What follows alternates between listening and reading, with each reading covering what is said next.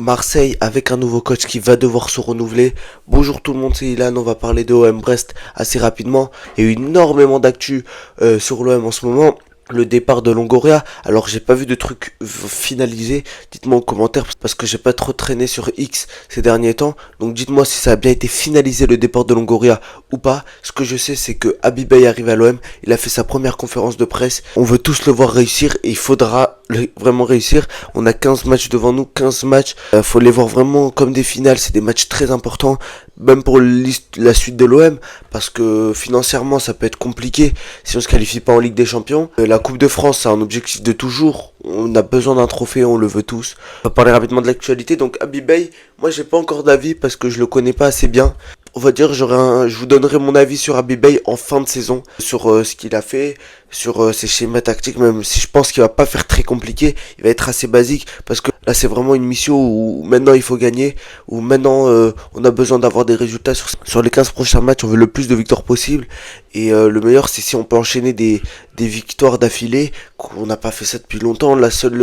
Les dernières victoires d'affilée qu'on a fait c'était en octobre et c'était 5, donc si on est capable d'en faire 10, moi ça me ferait plaisir, qu'on montre qu'on est un peu plus aussi stable dans les résultats, parce que la stabilité ça englobe plein de trucs, parce qu'on parle beaucoup de stabilité, de la direction, ce que vous voulez.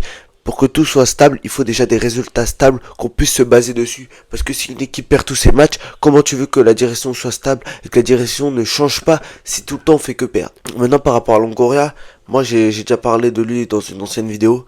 Donc malgré tout, il a rapporté des bonnes choses à l'OM, même s'il a rapporté des conflits aussi, et dont celui avec Benassia, le dernier en date, qu'il a fait partir de ce club. Je pense que quand même, c'était le bon moment pour lui de partir, parce que ça faisait longtemps qu'il était là, et il a donné ce qu'il pouvait, il était épuisé de l'OM, il parlait même plus en public, donc on avait l'impression qu'il était presque un peu saoulé de l'OM, je sais pas trop.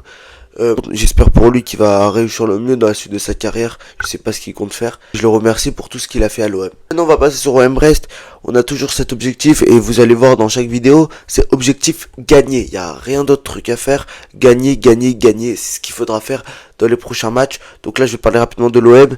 Peut-être un petit morceau où je vais parler sur Brest. Et vous allez voir ma compo et mon prono. L'OM, du coup, qui a un nouveau coach, on s'en fout un peu, comme j'ai dit, de la manière. Ici, il va falloir gagner. Et Brest, c'est pas une équipe qui est totalement bloc bas. Donc on va pouvoir avoir des espaces. Et d'ailleurs, on perd très très très rarement contre Brest. Brest, les 3 derniers matchs, c'est 5-1. 4-1 si je ne me trompe pas et 3-0. Donc on met tout le temps des gros scores. Il va falloir en mettre un aussi demain pour redonner confiance aux joueurs, au staff, aux supporters, à un peu tout le monde, pour remobiliser un peu plus l'équipe. Déjà qu'il y a le nouveau coach qui est arrivé, j'espère qu'ils vont vouloir se donner à fond.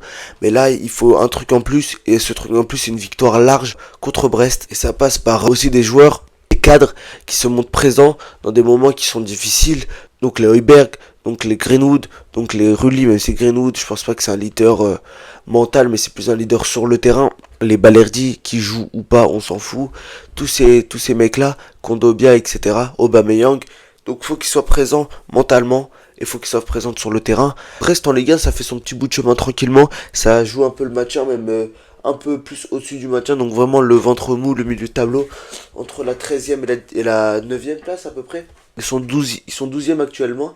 Et sur leur dernier match, ils ont 2 défaites face à Lyon, Toulouse. Un match nul face à Nice qui est complètement en crise. Une victoire face à Lorient malgré tout, Lorient qui est une équipe très très solide.